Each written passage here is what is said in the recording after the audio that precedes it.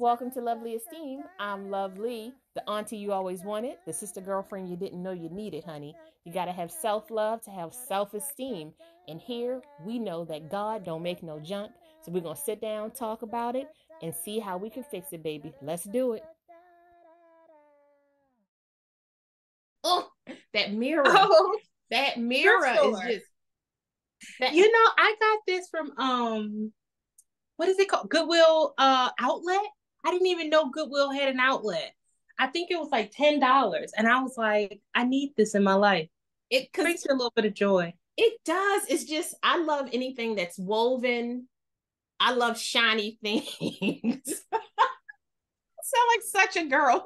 I want shiny woven things. Yes. Oh no, it's okay. I understand. Listen, you're better than me. I want glitter and stuff. Like, I do look, and like I had on here glitter shoes, and then there's purple glitter shoes, red glitter shoes, gold glitter shoes. oh, It's just by the time I get home, you just see it like sliding up my face. It just pops from the oh, don't feel bad.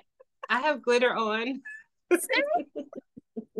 I'm telling you, I'm like, dude, do what makes you happy because tomorrow Mm-hmm. isn't promised, and you don't know who you're going to like. So I know you walk down the street and people are like, "You look so beautiful," but you made their day. It might make your day, but Isn't you that made crazy? their day. You know, Yeah. I had a lady say, "You look so pretty," years ago. Now, easily 15 years ago, and I stopped and I was ready like give her the spiel. And she said, "Don't block my blessings." It was an old lady. And I said, "Oh." Mm-hmm. She said, "You're blocking my blessings." I felt comfortable enough to tell you, look pretty. Take it. Mm-hmm. I said, "Yes, ma'am. Thank you so much." And I walked off. And that was the last time. Now I just be like, "Thank you." Just, thank you. I love that because I think the way you just said you were going to respond, it makes me think about how often women, not just women, especially Black women, like it's hard to it's hard to you can think of yourself as pretty, but you can never think of yourself as too pretty. So when someone compliments you, sometimes it's really hard to take that compliment. We always want to kind of not tear it down, but I think oftentimes we like bring it into Yeah. particles We water it instead of down. We water your compliment yeah. down because we don't know how to take it or because we've been told that we were grown or that we need to humble ourselves or, that we really, that's not how a young lady acts. And, I'm like, I'm like, I didn't compliment me. Like, and the Mm-hmm. last time I checked, you told me that I needed to have manners. So I'm supposed to say thank you. Mm-hmm. And so now we have a conflict of interest because am I saying thank you or am I not saying thank you? Mm-hmm. And why am I not allowed to take a compliment, but you're allowed to take a compliment? Like you got to work with me here. Tell me what about me makes you feel like I'm not worthy of said compliment? And then I had to learn I that there's agree. a lot of things out there. As you get older, you're like, oh, you had some traumatic stuff too, and you were told you Yep. weren't pretty. Okay, Mm-hmm. okay. Well, Mm-hmm. now it's my job every time I see you to be like, you're beautiful. That's what you're Mm-hmm. beautiful. And it pisses people off. They're Oh, like, thank you. You're I welcome. love it. I love Just it. spreading positivity. Okay. So I'm going to pause right here for us. And then I do all the editing. I love it, which I You shouldn't. enjoy editing? I do edit. I do. I just love That's it. good. A I was lot of like, people all don't the like the tech, editing process. all I the, think the editing, I'm sorry. no, I said all the techie. Yeah. I like the editing process because I feel like it's creative. Yeah, Um, yeah, and a lot of people don't because it can be tedious. it is very tedious, but I think if you can do seed beads, you Mm-hmm. can edit because seed That's beads make true. you change your mind. Oh yeah, I've done seed beads. That's why I no longer do seed beads. I'm like, the seed bead earrings are beautiful, the necklaces are beautiful, but Mhm. I'm like, you only 200 and you're still not close to anything that resembles happiness. Yep. I said, no, Did I'm you do not the going to seed do bead that. bracelets? Yeah, I Earrings, was at a point. patterns. I'm like, what are we doing here? But if you can do seed beads, if you can crochet a full blanket, Mm. Editing is the small. You changing colors, you changing patterns. I don't know, Mm. but I love the editing part of it. Hey guys, this is Lovely with Lovely Esteem, and welcome to episode 3. Yes, episode 3. And today we're welcoming Miss Ebbs to the podcast.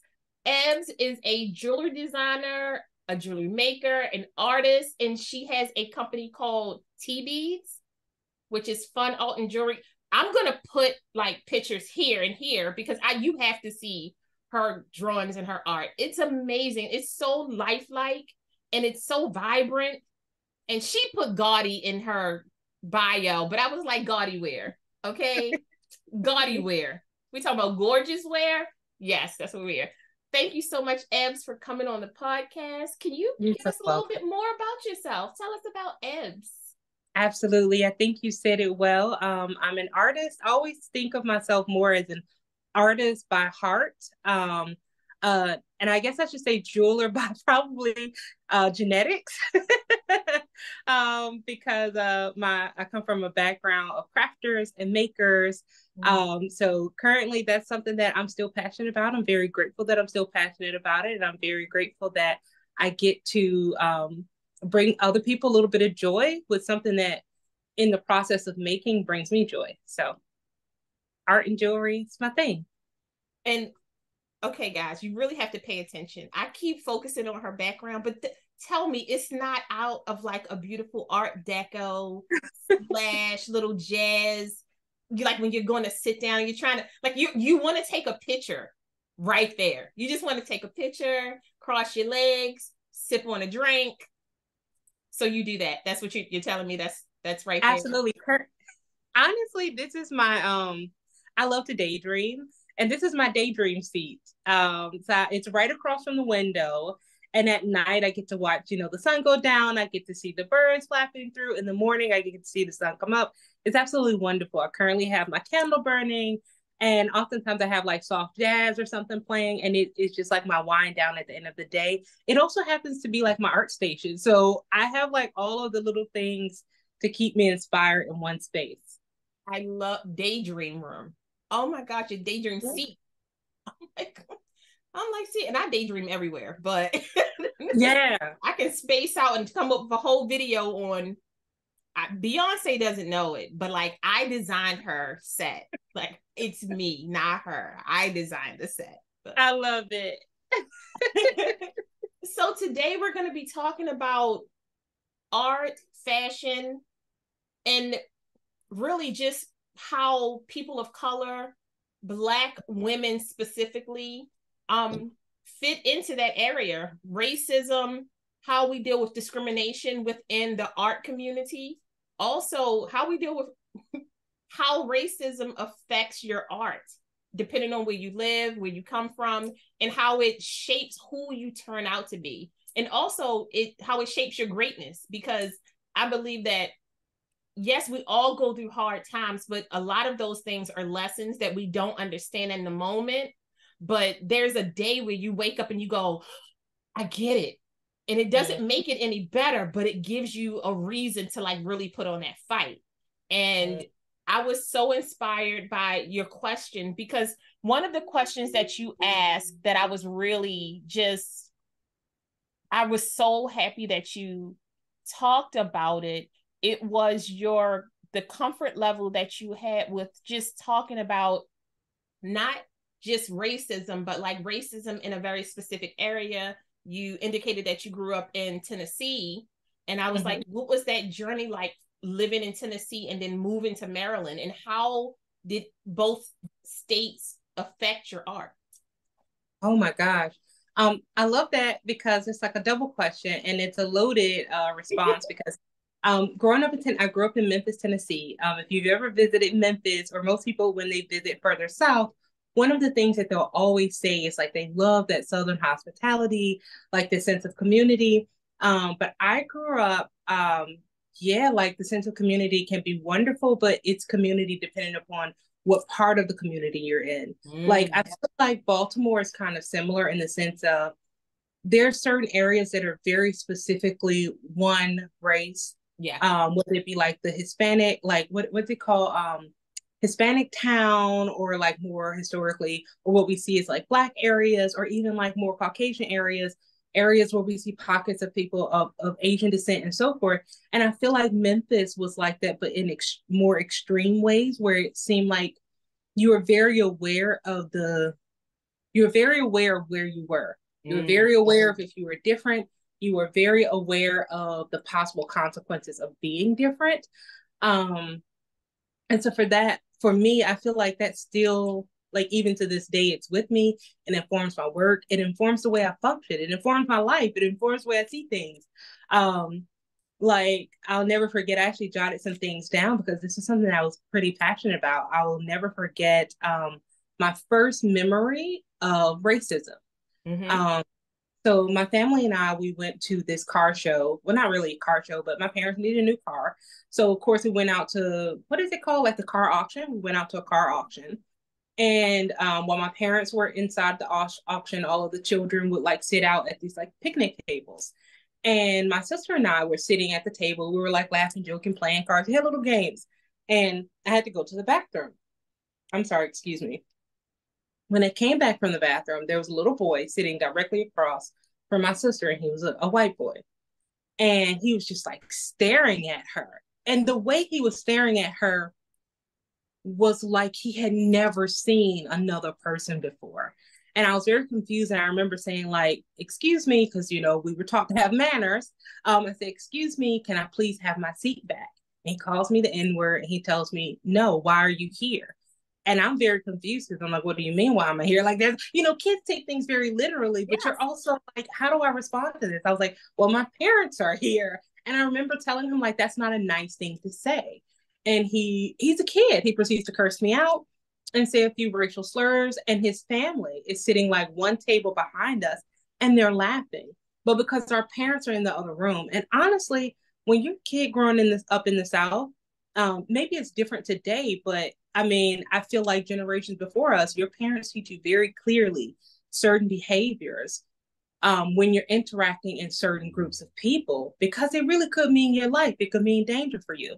So I remember just like sitting next to my sister and not saying anything because I was afraid, but I didn't know, like, should I tell my parents? Like, what if I tell my parents? Just understanding at a young age that I don't fully understand this, but knowing that it could be bad. And I never forgot that. I remember like riding home. It just makes me emotional thinking about it. I remember riding home and just like staring out the car and like trying to process those emotions at such a young age. And I never forgot that. And even though it was a sad situation, I appreciate it because I feel like it made me very aware of how, this is going to sound weird. Maybe it won't sound weird. Trust me, I'm weird, so. Okay, thank you. You know, I'm very grateful for the research that I've done too. Like, to me, race is a construct. We know race is a construct. Like, people are people. And so to grow up and think back on those moments, you know, I always think like, you know, man, it sucks that this child, and also I taught. So, you know, I feel like I have another side of the experience of dealing with that. You know, this child, somebody taught him to dislike us. And encouraged honestly, it. Yeah, we're both kids. Like, could this child really understand the words that were coming out of his mouth, or the joy that it brought? All he knew is this brought joy to his parents, and not understanding the terror that it may have created in me, or even my sister. You know, like, it's things that sometimes we still talk about. So for me, I feel like that's such a big response because that small event, I feel makes me now, I try very hard to unabashedly like smile, unabashedly be me. And I try not to shrink back because when I was younger, that was part of what I feel like I learned, whether directly taught or learned from the environment, you know? Absolutely. Absolutely. And I love how you explained your emotions at the time, because I think sometimes we have a tendency, now we're older and we can articulate ourselves and we can kind of we can break down our feelings and we can, you know, look back and understand that the sweating, the fear, Yeah. the mom, dad, where are you? Because this isn't safe right now. And your parents probably on the inside having the same experience, but you don't know, because it's like, why would kids talk to each other like that? Or why would adults be like that? And when you're not together, but you're together experiencing the same thing, and it helps you understand your parents a little bit more. Oh my goodness. When they say, no, I need to keep you safe. And you're like, but I'm safe. And you're like, no, baby. No, I'm gonna pull you this close to me because I need you to be safe. Like, I need you to be okay. And it's interesting because I think when I hear of like Southern hospitality, I think so much it is very much in color, right? It's in color in the sense of community and togetherness, but also segregated, because I don't ever put everybody in the same space, just because honestly, systematically, that's not what we've been told. We haven't even, like, that camaraderie that we see now, that's a little bit different than we used to see. Like, I enjoy life now. It's one of those things where now, to have a older Black lady and an older white lady and an older Hispanic lady sitting down, talking, eating each other's food, kikiing and just kicking it. Yeah. You don't even bat your eye, because you're like, okay, great. But even if you think back to the 90s, if you saw that, you're like, what? Because the only time you saw that was when it was like a music group and it was like on Disney. Oh, yeah. And they had like one each to try to make sure they could get an audience together, But when did you get interested in art? Like, I know that you said your family has a background, but when did it hit you? And how did those experiences kind of start molding you into the artist that you became? So I feel like I have to tell this through like more of an emotional perspective. I've always been interested in art, but the reason why I initially as a child became interested in art is because it made me feel closer to my father. So my background story is my mom and my father separated.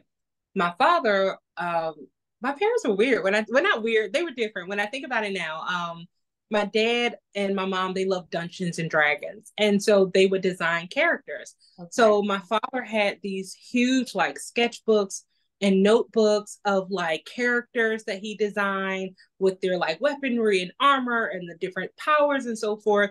And then like it was like all these superhero books. So that's kind of what was left behind when he left. And so for me as a kid, that made me feel connected to my father. Mm-hmm. So I actually started the process of art by tracing the characters that he left behind. And so, it's kind of, I think it's kind of cute now. But it was yeah, I mean, it was kind of sad when I was a kid but that made me feel close to my father. And I remember also like asking my mom about these characters, because apparently at some point she also used to love to design and draw characters, and she used to do all these different cool things. And so in a way, even though my mom was there, I feel like children never fully know their parents. And my mom, she was a wonderful person, but she was definitely more reserved in the way that I just think parents in the 90s were. Like, your kids are to be seen and not heard. They don't know they don't allow you to have a certain amount of information, but this just allowed me to see her in a different way. So that's how I initially started drawing. And I had a few different events that occurred in my childhood that I find now that honestly art was an escape for me. So because it was, and I didn't realize that later until, of course, really delving into me, that the initial process of creating art was also an escape for me. So creating art after my father, that was a way of connecting and escaping. So throughout the course of my youth, I always drew and painted and created and made, whether it was, I also made jewelry as a kid and crocheted and did all these different things because my mom was a crafter. And this was really an escape for me. that I'm very, very grateful for, because, sometimes you never know what people go through. And then you can go through some things that if you don't have an outlet, I really feel sad for a lot of children who don't have an outlet, who don't have the opportunity um, to just explore themselves, because kids have such a full universe. And I think that oftentimes once we grow up, we forget what it's like to have that like overwhelming amount of emotions and things that you can't understand, um, contained in such a little small package. But I feel like art has always allowed me to stay connected to that, because I've never fully lost those feelings, of how I started, and how it still allows me to have an emotional outlet on a daily basis. So that's really kind of how I started creating art. And fortunately, I had my mom who was a crafter, and I don't think she realized it at the time, but she was probably also using this as like an emotional outlet. And like you said, thinking back on your parents and certain things that we just didn't know about them, but we learned empathy later. Mm-hmm. When I think about my mother now, I see her less as like my mom and more like a woman, because I can imagine where she was at my age today, then, having three kids, like, and when I tell you my household was a hot mess, like I grew up in some stuff. Um, and her not having an outlet other than creative things. So to be able to deal with, or endure the kind of chaos that was occurring, she kind of introverted into creative. Yeah. Um, and one of the cool things is, I feel like this also kind of travels into like my creation of jewelry, because my mom, she was a seamstress. She would she would create prom dresses. So every prom season we had like a mini business. So that probably gave me a tiny little entrepreneurial spark. It probably made she put a little fire underneath for you. Yeah. So she would design the prom dresses. She would take basic patterns. She would build on those patterns. We would help to sew on the beads and stuff and all this cool stuff. And I remember like making jewelry, and my mom would take the jewelry and offer it. And so sometimes people would buy jewelry to match their prom dresses. Um, During like Easter, she would crochet doll dresses. She would go to the like Family Dollar and buy like the little cute dolls, Mm-hmm. crochet doll dresses, put them on the dolls, create hats, like repaint their faces, and she would sell those. And that's how we had like extra income in the house. Um, when I started painting when I was younger, um, the people she worked with, she would always show off my work. And so that was the start of like portrait painting for me. And so I would get like some of her coworkers would commission me to paint portraits. And so I was in high school painting portraits. So, art's just been there for a long time, and I'm very grateful for it. And so many things I want to touch on. And I'm like, my brain is like, category 1, category 2, category 3. But one, I cannot even stress enough how important art is in everybody's life, and how art is different for everybody. Like I remember being younger, and you just had this idea that art was only like if you had crayons, or if you could draw, maybe sewing. But then you start getting old and you realize that the person who can build a car from scratch, art. Yeah. The person who is like the mathematical genius who can come up with computer games, art. It's all this, and we all learn how to put it into our bucket so we can fill ourselves up. And I will say that one, you 100% used art as the therapy that you needed. Oh, yeah. It was something that you could control, right? And you could make it look the way you could make it feel the way you want it, the colors, the textures. I'm a big texture person. I love extra textures on everything. I'm sorry, go ahead. No, go ahead. I was going to say another thing that I found to be a great outlet, as based on what you're saying about art, is the control aspect. I found the fact that you can code your emotions into art to be such a beautiful aspect of outlet for me. And I actually learned about coding your emotions into your art when I was in high school, and that really changed the trajectory of how I create the subjects that I create. Because I remember like researching the surrealist art, and I found it to be absolutely amazing. As well as like I used to really enjoy, and I still do enjoy, like traditional Middle Eastern art, because originally you weren't, like at a certain So point, gorgeous.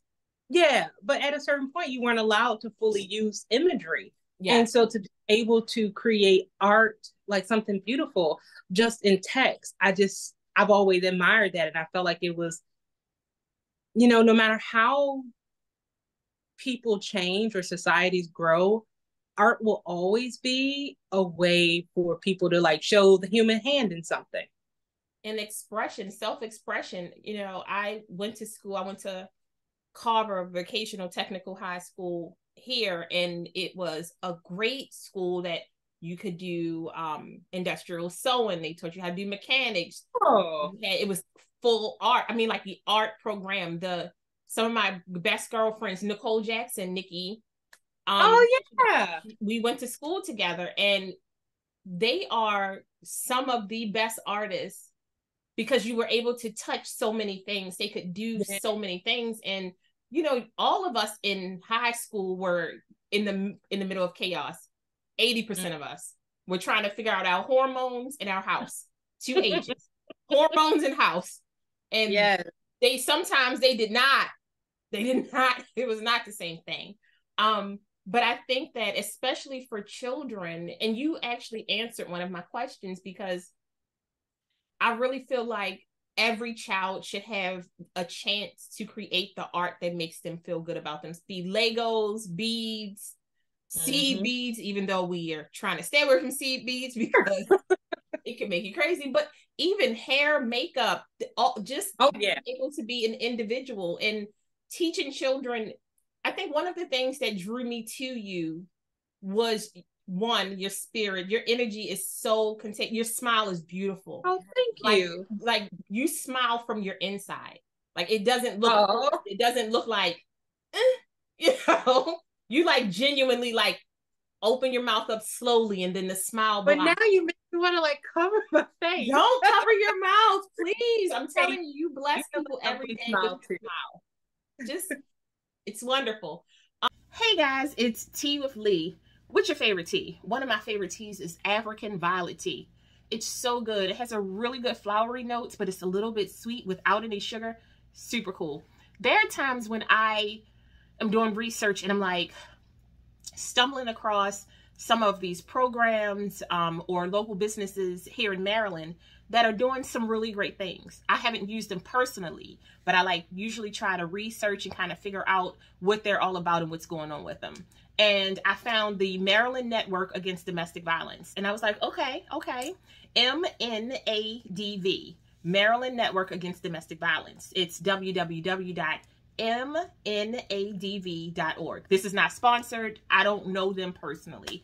Their website says the programs listed below offer services including a 24-hour hotline, access to shelter, counseling, and advocacy. Your talks with them are confidential and you can remain anonymous when calling any hotline.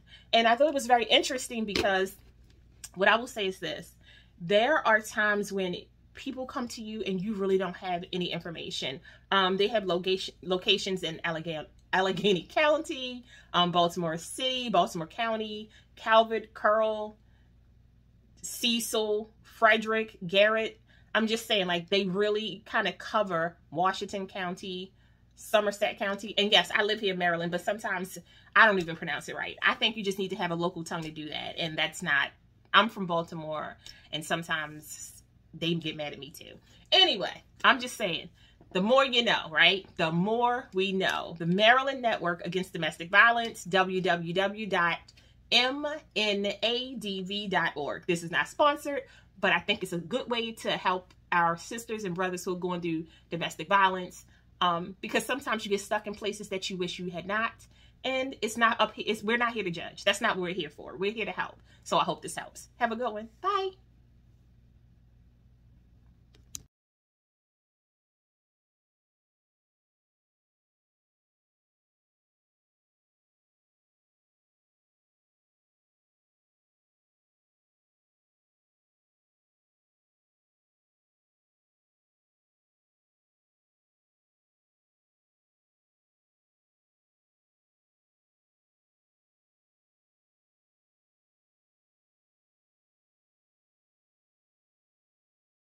Let's continue the conversation. But it was also the fact that every time I see a video of yours, or every time I see, I've seen you once, but every time I see a video of yours, it's so colorful and it tells a story.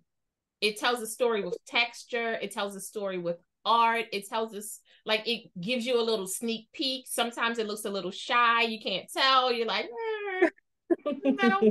Then you be like, "Pow, here you go. Take a look at that. Okay, bye." And I think that every child should have a chance to express themselves. Like, I have 3 children, but when they were little, I let them dress themselves. Now, there were days when I was like, okay, okay, we can't do polka dots and stripes at the same time. And I'm like, yes, that's great. But I had a moment, and one of my best friends knows, me and polka dots did not get along. Big polka dots used to send me into like a crazy space. Aww. But now it doesn't matter. Art is art. Fashion is fashion. Wear what you want. I'll even look. I'm like, I can't promise you that any of the things that I have are going to have the same pattern on. Most of the time I do it on purpose because it's a look I'm going for. And it's fun. But I love when kids get to express themselves. I feel like there's so much healing in art. And a lot of schools had like dropped art because of finances, or the art teacher then had to become the English teacher. And those are 2 different brains that you're using, even though being an English teacher can help you explain art through word, through text, but it's something very tangible about having your hands in glue. I think when you said that, it made me think about a conversation that I had. And one of the things I've always felt is that I think that in the society we live in, art is not valued unless it can be capitalized on. And honestly, when you think about, there's so many cultures worldwide. I remember like reading up on this. Some cultures don't even have the word art. Like some cultures don't have the word exercise because it's incorporated into the activities of the culture. And, to me, that shows how far off we are, because art has been removed from the process of making so many things. Like, our buildings look like squares, and when they don't look like squares, we think, oh, that's weird. Whereas when you go to other countries, or you even look at textiles or buildings and architecture in other countries, the building itself is art. Or even the fact that the walls are carved, that's naturally a part of the process of living. And I feel like that has been sadly removed from us, and we treat art more like a luxury than like life. And I feel like art is honestly integrated into our lives and the things that we do, like even down to, or should be, even down to like some people, like I know people who will just say, I just eat because I need to eat. And I'm like, you don't care if it has a great taste or not? No, you just eat to eat. That's really a weird diet culture thing to me. Whereas I'm like, food itself is art. Like, food is art. So why would you diminish that for yourself when it's something that makes life so wonderful? I'm a foodie. 2, me too. A beautiful plate. A beautiful plate. One after you finish taking all your angle pictures and making the person across the table from you crazy, you're like, oh, I always think, I'm like, the more colorful my plate is, I know that somebody put more thought into it. Yeah. It's like when people say, would you like a side salad? And it's just like lettuce, tomato, and cucumber. I'm like, it's not a salad. This is a sandwich. You give me a sandwich fixins, you know? I'm like, there's other things you're missing. So banana peppers, capers. We not even talk about mushrooms, multiple mushrooms. Can we get more? You know, and I think that's like, I'm so in my food palette. I love Asian food, Middle Eastern food. Mm-hmm. I love Hispanic. Just, and it's very interesting because I'm not really a Southern food person because up here it's a little washed. It is. You know, and it's like when you get to, and I'm so East Coast, Northern East Coast, Southern Northern East Coast, that like when you go further down and you start having soul food that's from the soul, not just the name, it's but different. from the soul, it's different. You know, you wake up and you like, did my heart stop? You wake up and you didn't realize that you weren't eating no more. You done fell asleep halfway through your plate. You know, but at least you had a place to sleep. It's most likely at somebody's house. It's somebody's house, and so much love, and I think that we've lost a lot, even with, like you said, even with the birthright, your birthright. You know, you come into the world, the fact that you came out healthy is art all by itself. Yeah. No matter what you believe in, the fact that a woman gives birth, art to this little thing, art, and it opens its mouth and gives you this noise and this breath and these movements, and then you get to see them literally from birth until 3 or 4 just change, and how really we all know you've been a teacher, but we all know children who are exposed to love, art, color, music, they're just so vibrant. They're so honest. They're so like they want that life. And I'm the kind of person, I'm like, just run it out. Whatever we have to do, run it out. I'm going to tell you a quick story on that note because you just made me remember something. And I love that you pointed that out, that kids who are exposed to things, like they really are more receptive. When I was a teacher, it's funny because I started out as a middle school teacher because when I first started teaching, I was like, I don't think I would do very well with little children. And honestly, part of that was because the person that I was at that time, I've always been a lot more direct. And that doesn't always translate with little ones. And also, I feel like I couldn't fully understand them. But I loved working with middle schoolers because I felt like I could really understand all the emotions they were going through. But when I did start teaching elementary, I taught middle school for 4 years. Once I started teaching elementary, I took the things that I learned there about, kids are sponges and little ones are even more so sponges. And when I tell you, I made so many wonderful memories with them. And I always hoped that they grew something from me. Like it was an interchange of joy between us. So I had this little boy in my class. I taught kindergarten. His name was Caleb. And Caleb would come in, and I remember the beginning of the school year every day. So I had a routine of how my class ran. So when they came in, it was like wake up time, but it wasn't like drastic activity. I would always play a different musician or a different type of music. And they would, their letters out, their nameplate, so they could practice. And then they would have like a coloring sheet or a blank page to work on afterwards. So that way they could get out their creativity. And Caleb, when he first started coming into my class, he would go, I don't like this. So like one day it might be like Miles Davis. The next day it might be like, I don't know, like Mozart or something. And then some days I would play like Aerosmith instrumentals. It would just be like it was always something. So sometimes it would be like lo-fi beats, hip hop beats. It would be instrumentals of different songs. So that way all of them got to experience all of these different cultures of music. Like one of my favorites, I love Enrique Iglesias. Why? I don't know. I have just loved him since I was a kid. And so sometimes I would play like Enrique Iglesias. And so I love being able to see all of these different kids enjoy something that maybe they heard in their household or something that they never heard, that at first they were sitting there like, I don't like this, Miss Robinson. And next thing you know, like 10 minutes later, they'd be like bouncing in their chairs. But Caleb was one of those kids that when he first started my class, he'd come in, I don't like this. I don't like this. I don't like this. About a month into like this, because I would repeat different songs, he would go, oh no, Miss Robinson, I like that other song you played on Tuesday or something. And so like, I you love keeping that. track of me now? I love that because like he was exposed to some things that he wasn't hearing at home, but I always kept instrumentals because you just have to be careful. Everyone Absolutely. is different. Absolutely. Um, but I love those kinds of things because I feel like if you introduce little ones to things that are different from their household, they're just more receptive to those things as they grow. And it allows you to be more empathetic to other people. Everybody's not different. They're just different from what you know. Absolutely. You know? Great point. Because I know that for me, food was a way for me to introduce my children into different cultures. Because my biggest thing was I never wanted my children to go somewhere and say, I don't eat that.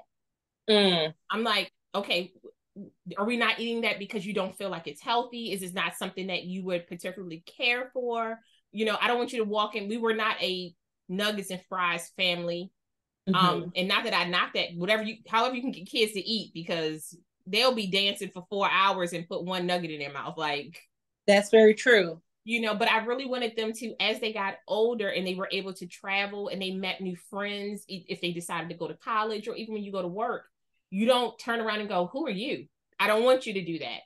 I want you to have a broad spectrum of your taste, music, you know, and even art, clothing. It makes such a big difference in acceptance of not all people, because you're still going to have questions. We all have questions about Black people. You know, that's why I think this misnomer that because you're Black, all of a sudden it's like this united front. And I'm like, we have things in our community that we have to still deal with before we can even deal with a lot of other people.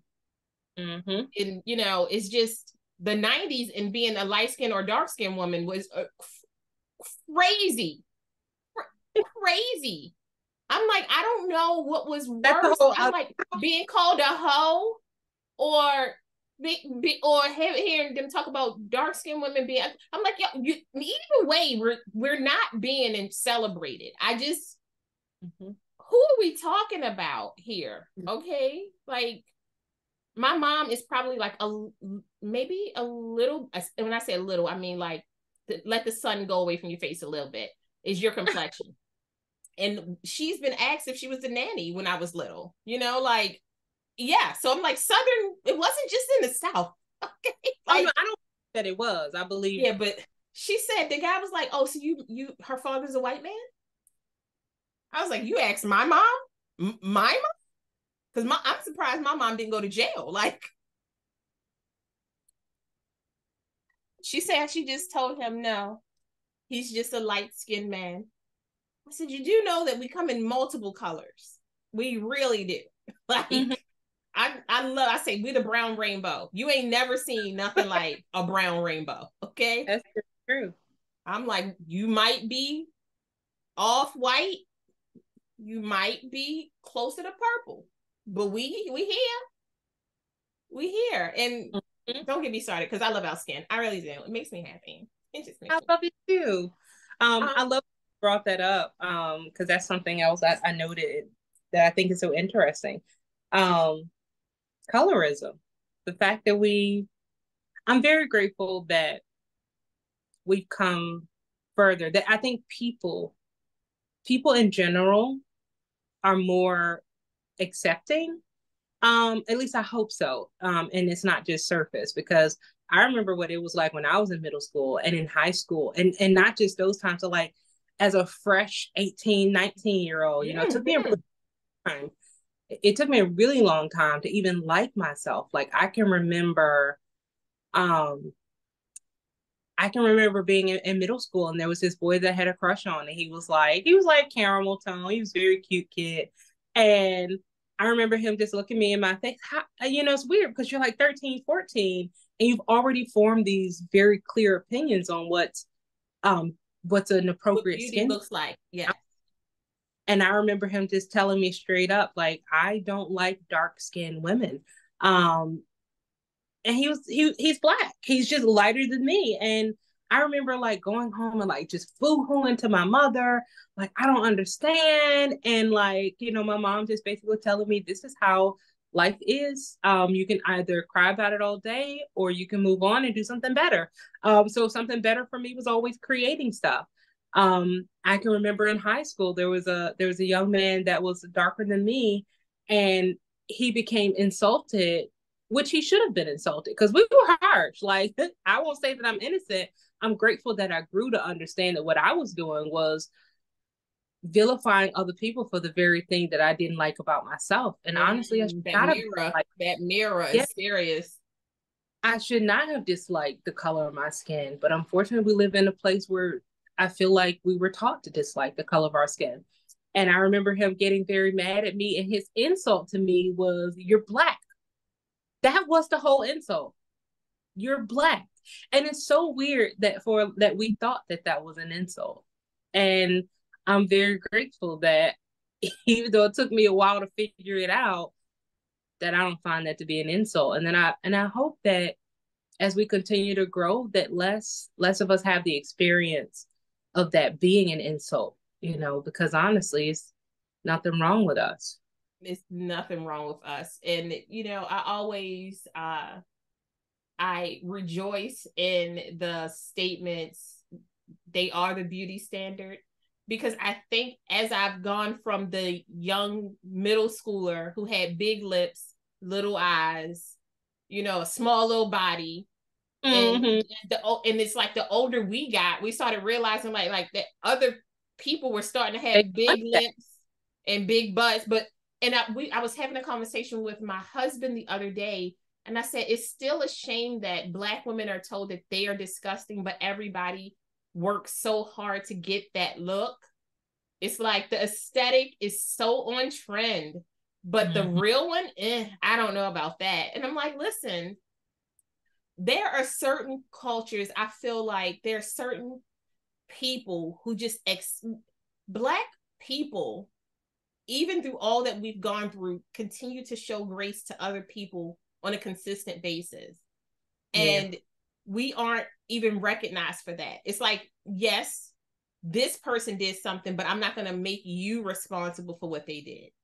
I'm going to let you prove to me that you are this person. It's almost that being invited to the cookout situation, right? It's like, that's true.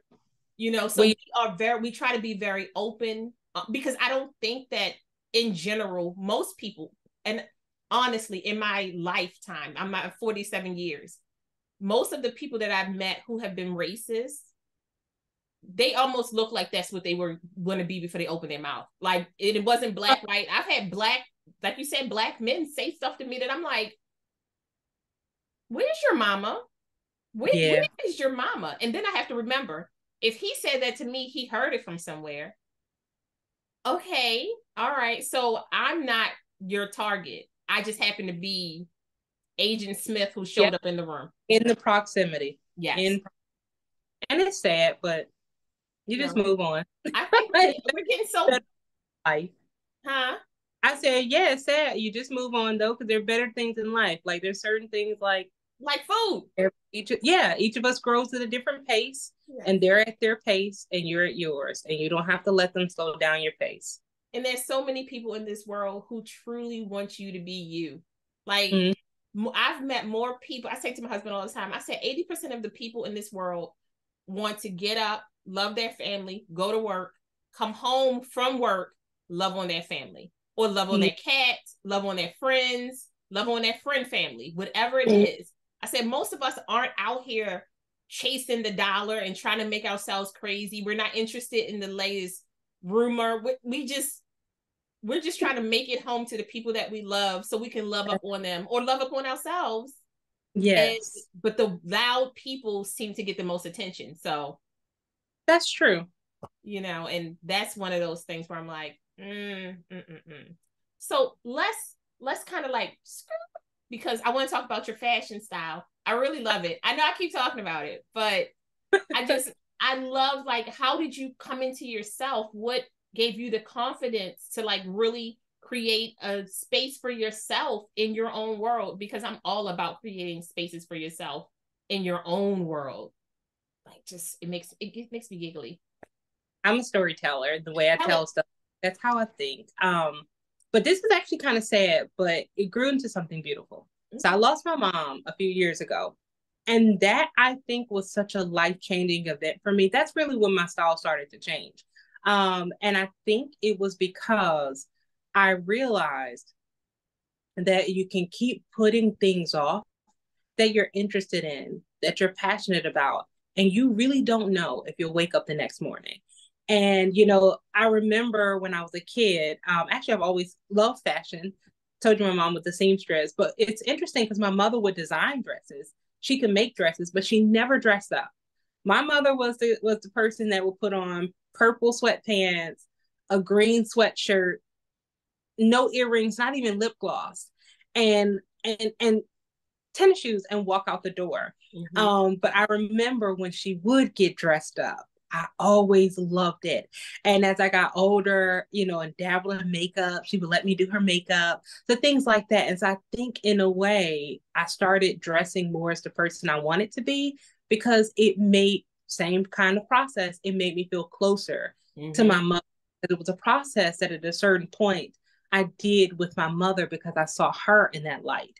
And I wanted to see myself in that light. And I also think losing my mother made me realize how much I didn't like myself.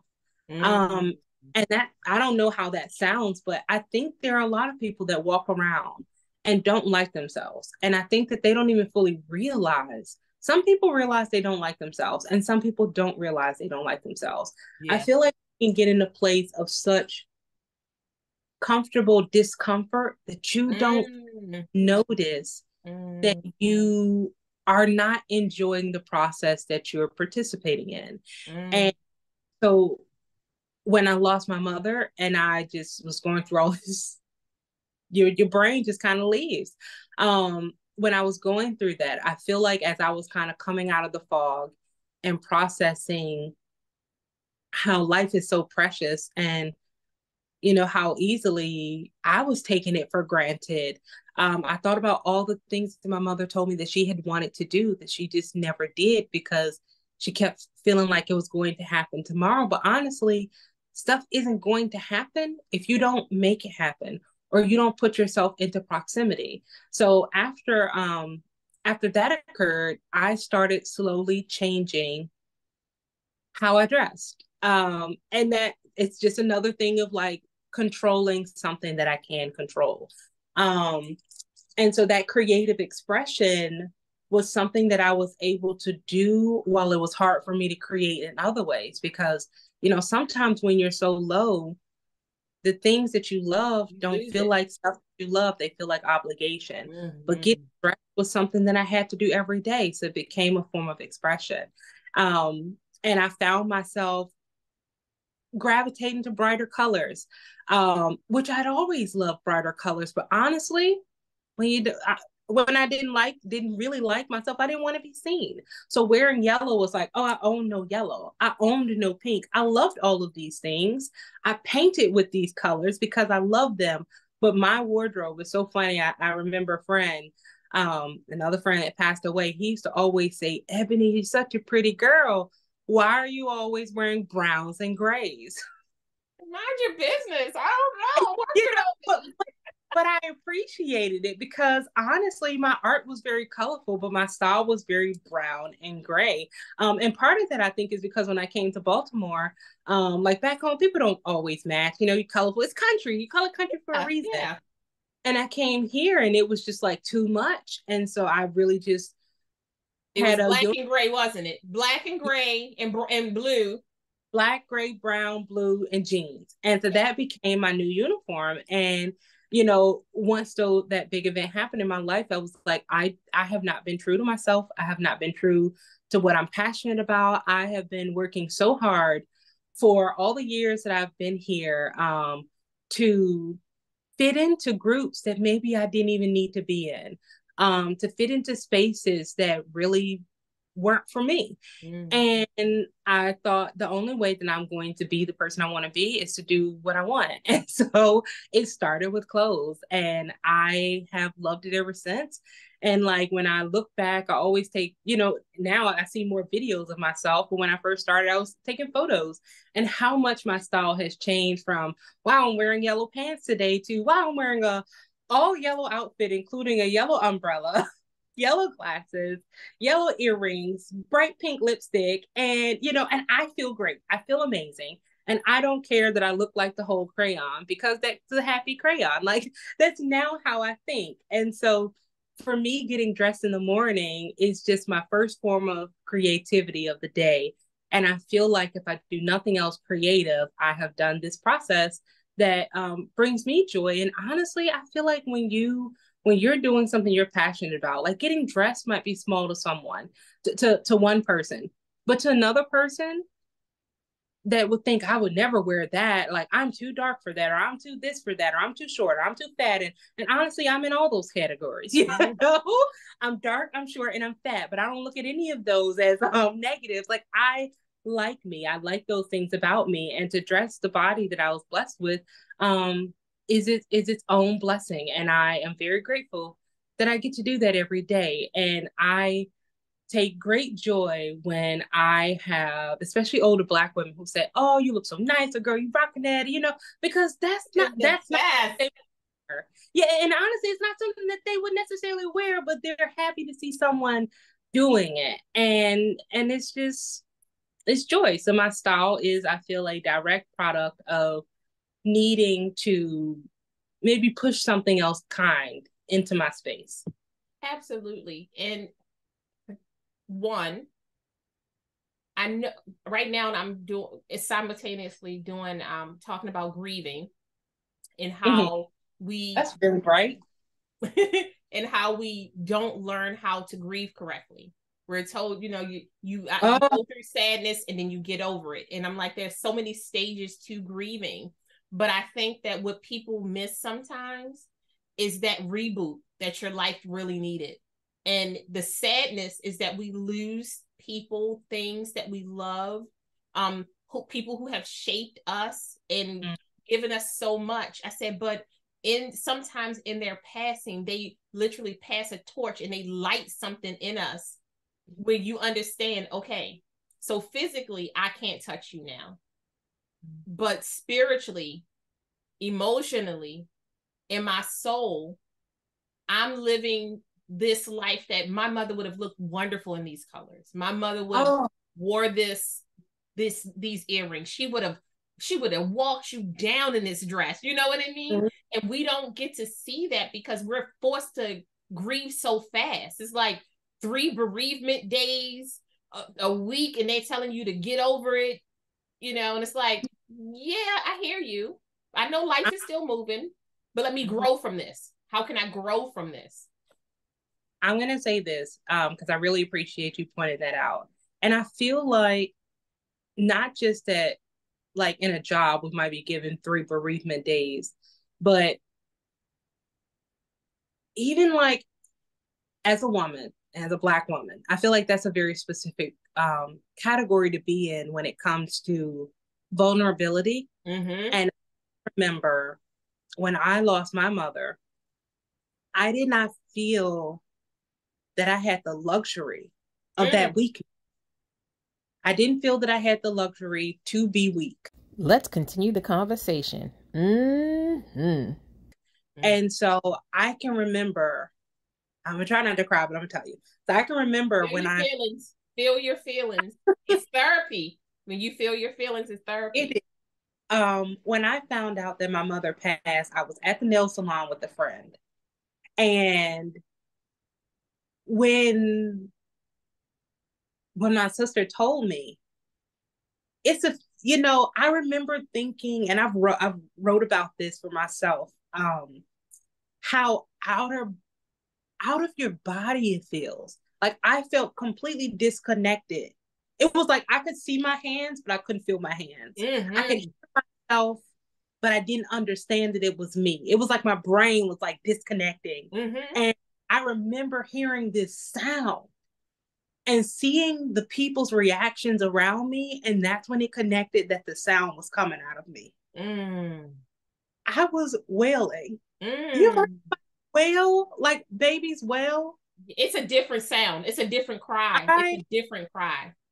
I had never heard, I had never heard that before in my life. And I remember being like so confused. Like, what is this sound? And the woman who was doing my nails, she was like, "Are you okay?"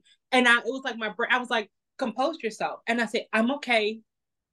Thank you." And I think I was so shocked, I like hung up the phone. It was like I didn't want to accept what was happening. And I sat there, and then like the tears started rolling down my face. Like I could not stop shaking and crying. And, it was also a very human moment because I really appreciated the people that I was surrounded by. These are total strangers. And the woman who was doing my nails just like started hugging me. And she does, English is not her first language. I have no clue. Emotions are, feelings are. I knew that she felt what I felt. And really appreciated that. So even getting to how I didn't feel like I had the luxury to grieve, I went to work on Monday morning because all I could think is there's nothing I can do about this. I don't know what I'm supposed, literally my brain was just going, I don't know what I'm supposed to do. I don't know what I'm supposed to do. And so I went to work and I was teaching. I was working in elementary school. And I remember in the middle of class, the tears just started pouring down my face. And it took someone from administration to like come in and ask me questions. And I just could not control myself. And they were like, you need to go home. And in my brain, I was like, it was like nothing was connecting. Like, what is home? When I go home, what's at home? So it was hard to be at home because I had to sit with my feelings. Like, based on how I was raised, I had to process this stuff later on. Yeah. How I was raised, we didn't, even as kids, I can think about certain things that my father would say. He would always say, you have to grow up faster than other people. Down to like, it's the race thing, a lot of Black children aren't allowed the full luxury of childhood because we have to be very aware of our surroundings. We have to be very aware of how other people will perceive us. So even in grief, I did not feel comfortable to be vulnerable in something that I couldn't even control. And I hate that for me, and I hate that for anyone else. No, and honestly, one of the biggest, like, I have all these different accomplishments that I want to obtain in my life. Mm-hmm. Teaching people how to grieve properly is one of the things that it's a dream, because I'm like, there are steps to grieving. One, mm-hmm. Two, grieving should not make you feel like less than. Mm-hmm. But I also understand that it's not just the grieving that makes you feel less than. It's the fact that when you're raised to be a soldier, you're mm-hmm. raised to be a survivor, you're raised to not have any emotions, because in your areas that you grew up, emotions got you in trouble. It made you look like a target. Mm-hmm. So it's like, if I showed joy while I was walking down the street, some person thinks, oh, they're not paying attention, let me get that. Or you have people in your community who, when they see you happy, they're like, why do you deserve to be happy? Yeah. So you don't learn how to have, and like you said, so true, a lot of children, specifically Black children, aren't taught a range of emotions. We're taught that, are you happy? Are you sad? Are you mad? Are you glad? And they're not taught about joy. They aren't taught about bereavement. They, mm-hmm. You're not taught to be melancholy. They don't even give you the word until you get older. You have the option to be melancholy. So they take away your vocabulary. Mm-hmm. And once you take away the vocabulary, it's like you take away colors. When you get the box of crayons and only 8 crayons, and then when you get the box of 32, your brain explodes because you're like, oh yeah, when did this happen? Don't get the 72 with the sharpener on the back. You're like, we rich. We rich. But it's so true. And specifically with you and you trying to process your mom's passing while still understanding that you have to protect yourself until you can get to a safe space where you can shut down, and we aren't always given permission to go to a safe space or even have a safe space to shut down, so I'm like, safe spaces, learning how to grieve, being able to articulate your feelings. Those are my things, because I feel like in our community, when we say stuff like fuck you, that's not really what we mean. But we haven't been given the words, we haven't been given the phrase to say, you scare me. I don't like when you do this, or I don't like going home by myself. It makes me feel afraid. And I'm afraid because our next door neighbors fight. And when they fight, it makes my heart race. Like we aren't given the children the correct words. We're just told to, like you said, you're going to have to grow up.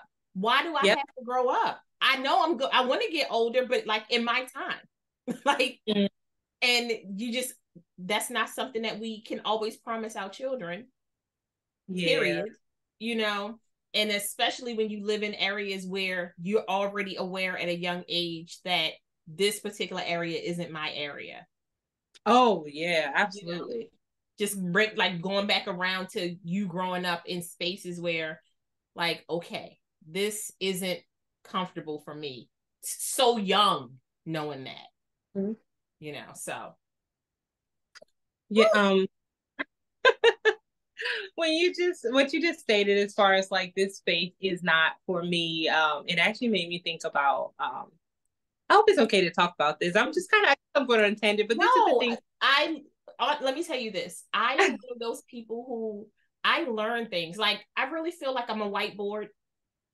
And I give people permission to get it out, say what you want to say. We don't have conversations. People don't like having conversations with emotions.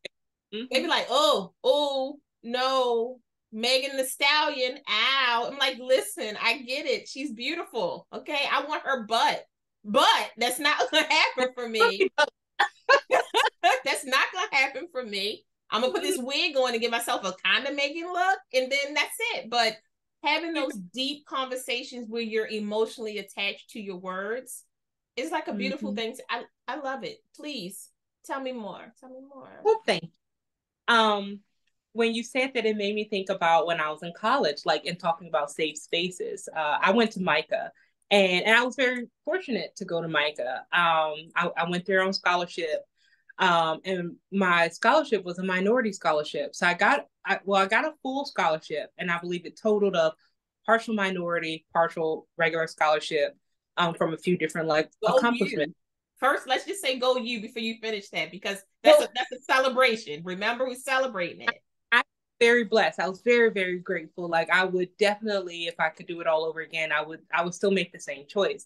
But I can remember I learned a few different things that I wish I didn't have to learn, but maybe I didn't learn. It just reiterated.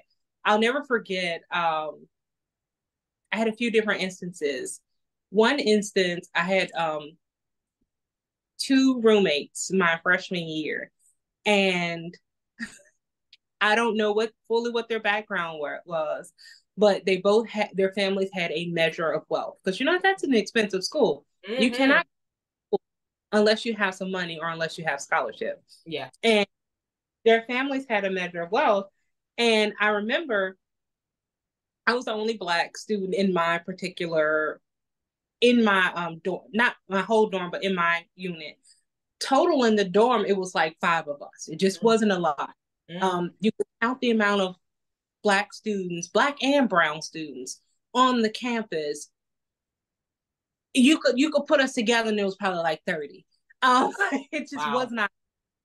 So I remember in my dorm, I was having a conversation with my roommates, because I noticed that they would not clean up after themselves. And one of my roommates said, I never had to clean up when I was home. My maid did all the cleaning. And the other roommate had a part-time nanny or something that would come in. And I remember thinking wow, people actually live like that. But it was also very strange to me, because it was like they didn't know how to clean.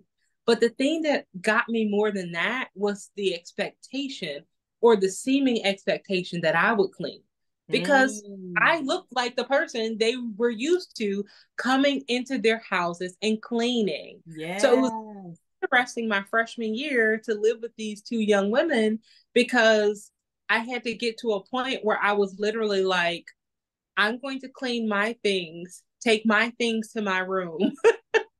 And whatever happens out there, I have nothing to do with that, because I refuse to clean up after these two young women, who I quickly perceived saw me in a certain light. And one of them even went out of her way. Like one day we were talking and she said to me, "You don't even really belong here. You're only here because you got a minority scholarship." And I remember thinking like, wow, I thought that was something that people only said in movies, but you actually, like I just remember thinking like, you actually said that out of your mouth. And I remember like laughing at her and thinking like, it's so sad that you feel that way. And that's all you have to get. Like that's all you can give me. Like you literally have nothing else to attack me with. So you're gonna attack me with being a minority? And I remember also being a little conceited at that point, but I think I was conceited because of a measure of anger. And I remember telling her, and yet I still create much better work than you do. Like, and just like walking off. And then I'll never forget this experience, but I really valued this teacher. He was one of my favorite teachers. His name was Fletcher Mackey. Mr. Mackey passed away, I believe, a year ago, but he was my absolute favorite teacher. He's a Black man. He always wore these bangles on his wrist. And I used to call him my stepdad. Oh, see, I love it. She said community. I loved him. Like he was the only, there weren't many Black professors. There were a few, but I just absolutely love this man. So I was in his class and I always drew Black and brown people. And I had done this piece and my classmate says, "Why do you only paint and draw Black people?" And then they said, "I think that you're really limiting yourself. You're not making your work universal." And I don't know if you've ever heard like that term, but honestly, I just feel like that's a coined phrase to perpetuate lightness as rightness, except in the art world.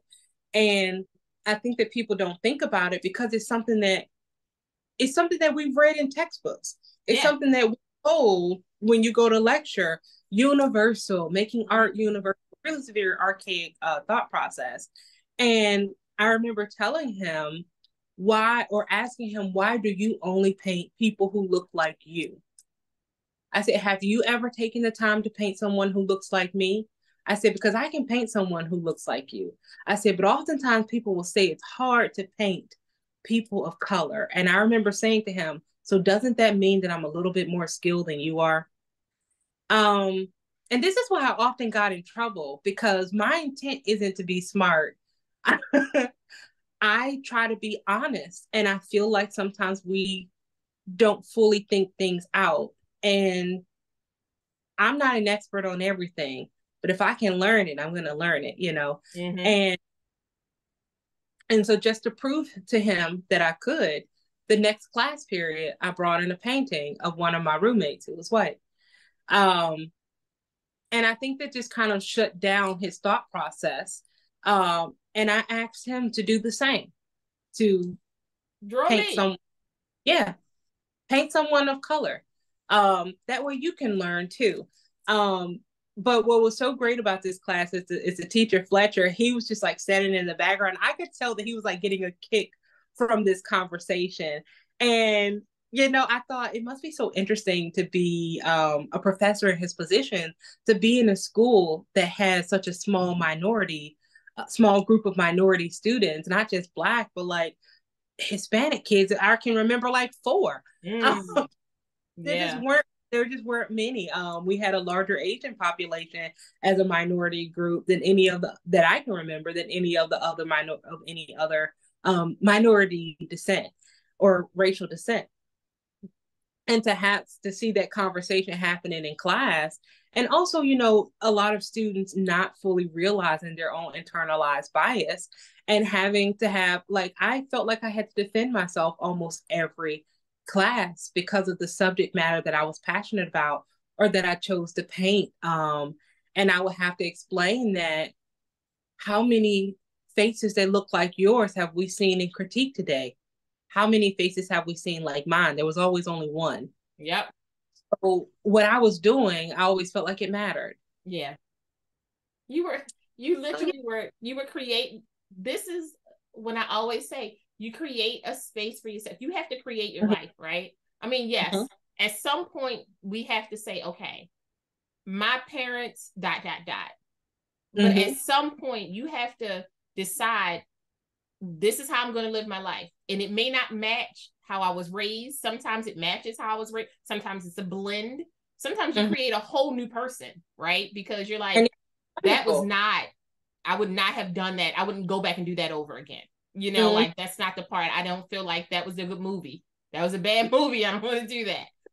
But what it does allow you to do is that it gives you grit and you learn how to take care of yourself because you aren't just speaking out of your ass. Let's just say that, right? You were like, listen, I'm going to take a survey in this space.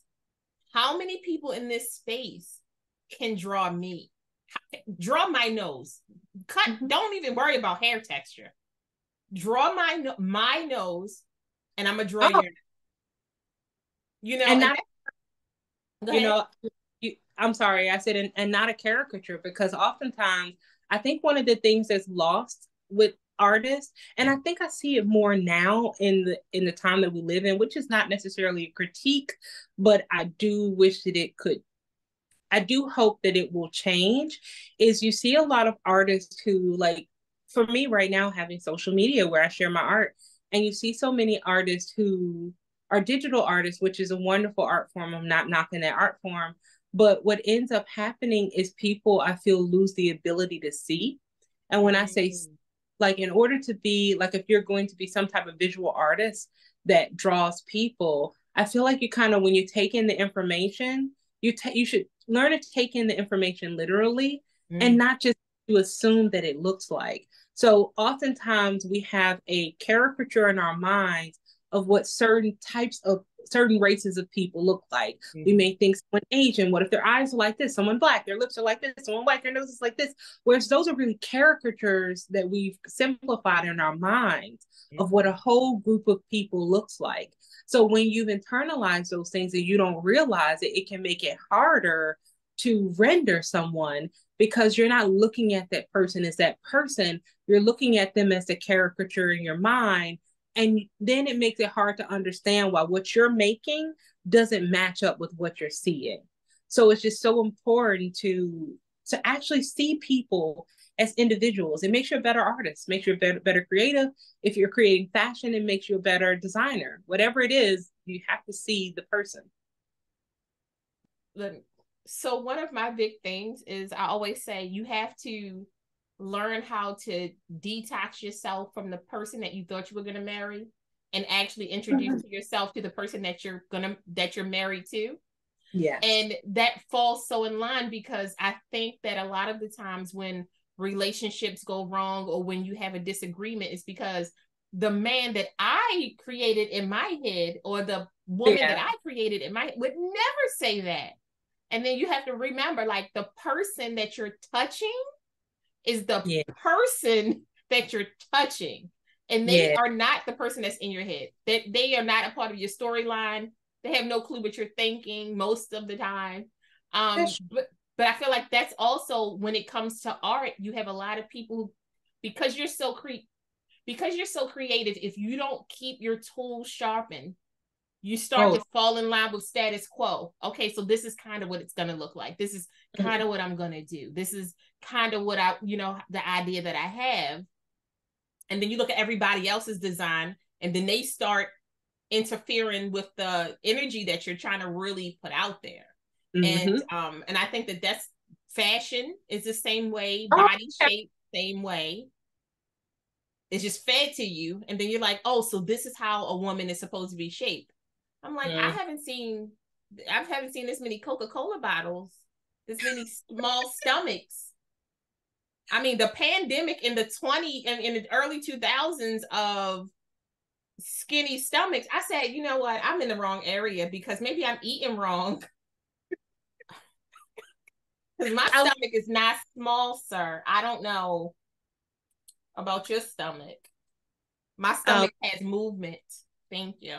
Yeah, and that's beautiful, and it should have movement. I think we should celebrate more of what it's like to just be just to be a person. Everyone is different. One of the things that I always try to think about now is we're also multifaceted. To only try to present yourself as one side is really cheating you, and it's cheating the other person, cheating whoever you're communicating with. It's also cheating yourself. It's cheating yourself, and I think that one of the best things, just kind of going back to that, your 2016 tragedy, right? Because no matter how we look at it, it's still a tragedy. You lost something close to you. You lost a piece of who you are. But what you did was you found yourself.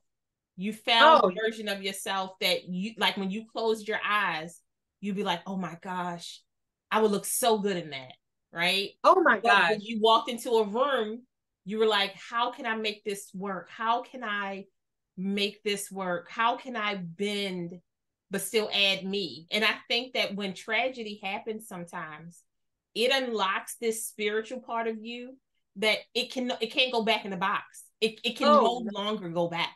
And that's, to me, what happened to you. You said, your body said, we're done. We're done. As you were talking, I was like, my brain was like eager, like authenticity. That's really what I think. An artifice. I think we spend so much of our lives creating a palatable version of ourselves, that it becomes artificial, and we don't even always know where the line blurs. Like, so when we do things that don't fit into the mold that we created for ourselves, we shock ourselves.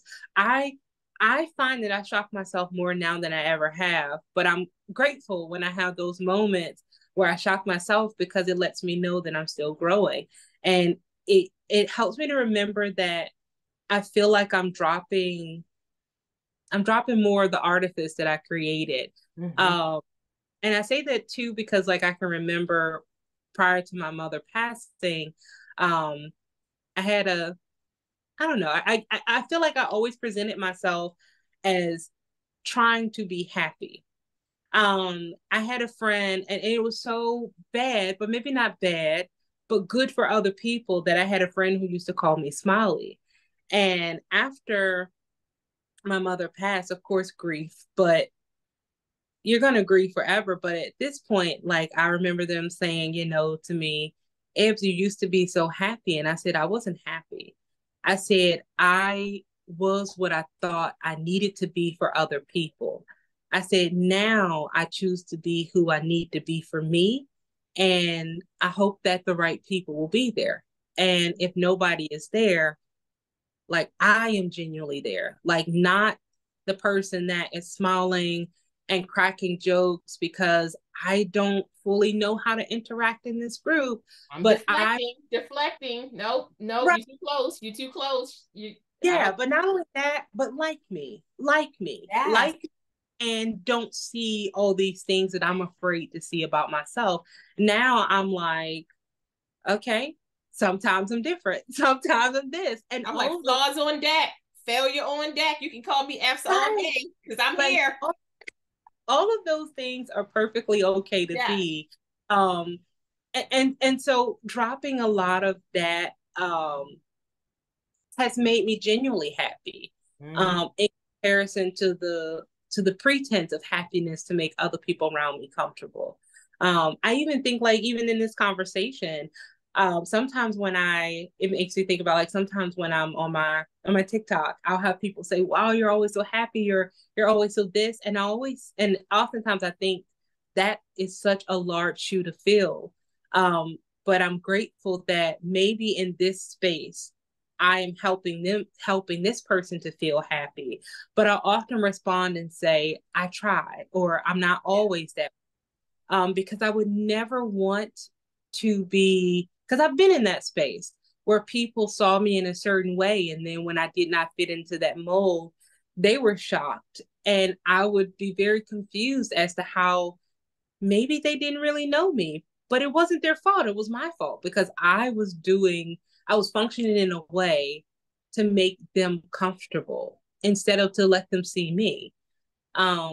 So now, even down to like earlier, you stated how some days my behavior may be a little different in my videos. You don't know if I'm shy or what, because I genuinely just want to be authentic. I want to be me.